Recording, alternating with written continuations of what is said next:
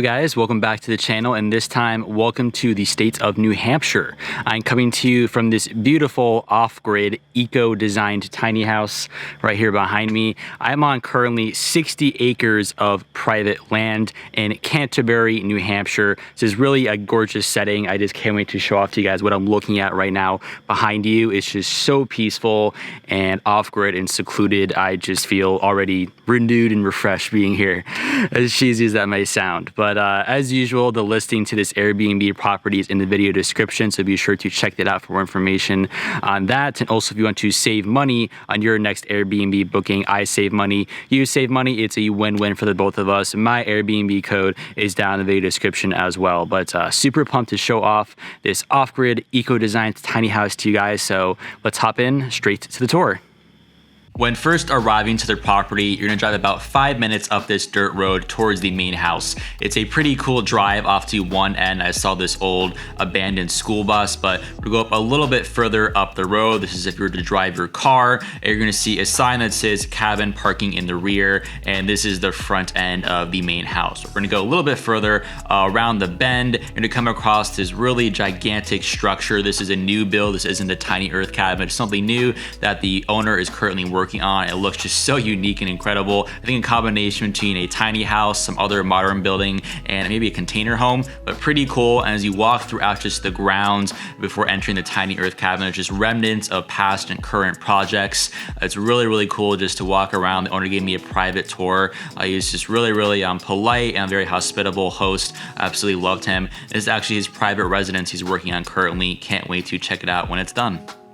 But upon arrival, this is where you will park your car, you'll park your vehicle. It's pretty clearly marked with cabin parking, and it's actually right in front of that new structure, the new build. But we're gonna go ahead and grab our bags and now walk down the public trail and go into hyper mode. It's about a 5-minute walk. I found actually very, very pleasant, about 5-minute hike again to the tiny earth cabin. There's some really cool just like bridges. There's even this like log across a little crevice that you walk across to get to the cabin. A really enjoyable hike, and this is the site of the tiny earth cabin from afar. We're gonna get a little bit closer, and this is the first side of the exterior that you will see. We're gonna peel to the left and kind of get the first sight of the entire camp we'll get to soon, but it's on this side of the cabin I wanna first touch. This is an eco design, this is an off-grid cabin, and it's run by a 240 volt battery. So it's very simple. The host showed me how to use it. You just basically flip a switch and you will have power all the way out here in the woods. But this is the front exterior of the tiny earth cabin. I thought it was absolutely stunning. And now kind of peeling more towards the left is the fire pit area. Also those two tarps you'll see up top, meant to just basically block out the elements if it's raining. We're gonna get a little bit closer now. You're also gonna see all these string lights. There's like Christmas lights and more traditional bulbs, but you'll see that more later in the video at night. It's absolutely gorgeous. But also the location as well. This is now looking out as if you were, on the porch of the cabin.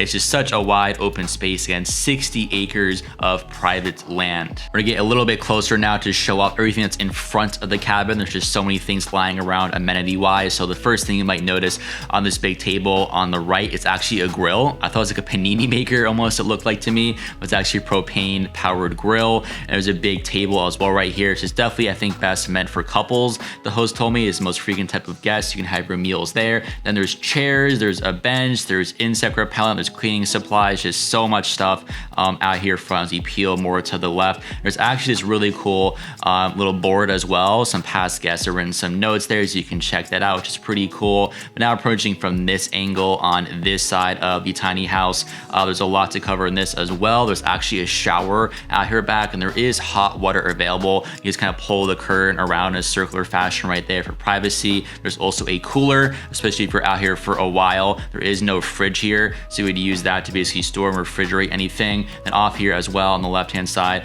there's a bunch of different stuff like boots and rain gear and a first aid kit. Now, right next to all that stuff, there is an outdoor coffee grinder. It's such a unique feature. Like, who would think to put one of these things outside in the exterior? But you just twist it like this and it grinds everything up directly into your cup.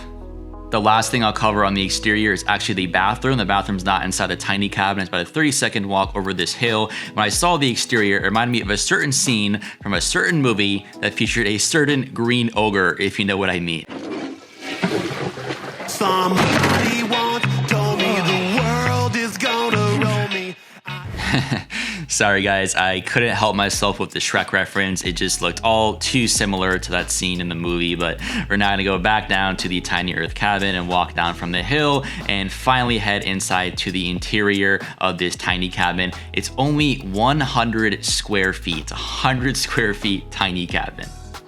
Welcome to the interior of the tiny earth cabin. I'm sure one of the first things you'll notice is the bed. There's all the beautiful natural light streaming in. There's just windows basically in every single side of this cabin. It's just perfect just for relaxing and waking up to and reading. It's just very, very peaceful, very, very serene. And that's really the whole point for coming out to this Airbnb. We're going to first touch on the bed area. I believe this is a queen bed. It can definitely fit 2 people. I had plenty of space. And when I asked again, the host, he told me his most common type of guest was couples. But as you can see right here, there's books just all over the place in this tiny cabin. Because again, you really have next to no cell reception out here. So there's really no electronics. Again, you come here to disconnect from society, just to read. It's very peaceful here, just reading in bed. We're now going to kind of switch to the other side. This is, I guess, called the kitchen space. And there's a lot to cover here. I don't really know where to even start. Everything just ranging from the wood stove to the pots and the pans to the spices. And actually the host told me a lot of these things are just from past guests. I'll just leave things behind, which is pretty cool. It wasn't anything dirty, anything like that. It was actually all very clean. There's just a lot there. So you actually can definitely cook here. It's a very functional space. There's the wood stove off there on the left-hand side. There's actually a little kind of sink area up top there. There's some utensils down here below. If you look up towards the ceiling then, there's this really cool like stick and branch setup. So it's pretty cool to wake up to and look up top when you're in bed. Also over up top of the bed, there's a little storage area, some more bedding and pillows and blankets. And I'm gonna switch to the opposite end. This is the last kind of wall or area I've yet to cover. There's a big long table that stretches across this entire wall, just full of like cards and candles and more books. And actually this fan right here, the fan was very helpful. I pointed it at the bed because it does get pretty hot at night. But with the fan, I was perfectly fine. I slept like a baby. And the book that I selected was, shocker, a tiny home book. But there are books here for any type of subject matter. And last but not least, there's a map just kind of outlining all the different lights and electricity in the cabin. Real quick until we head outside for my favorite part, if you're enjoying this video, please give it a like, give it a thumbs up, and also consider subscribing. I would really appreciate your support and to show you future videos. Now we are back outside. I made a little campfire for us. As we inch up a little bit higher, you'll see the stunning tiny earth cabin in the background, all lit up. I did all the string lights. I turned on all the lights, the exterior lights. It just looks absolutely stunning. And you really just have to be there in person to experience this. It's tough for me to describe even in a visual format, but it's just so quiet and serene and just refreshing to escape society and our phones for a little bit deep in the woods in New Hampshire. But the last thing I'll do for us right here is just me chilling at the campfire. I'm just gonna basically shut off the music for a little bit. I just want to showcase to you guys how quiet it really is out here. It's so quiet and so isolated. I didn't even, up the volume at all or do any sound effects. Just listen to this for a little bit.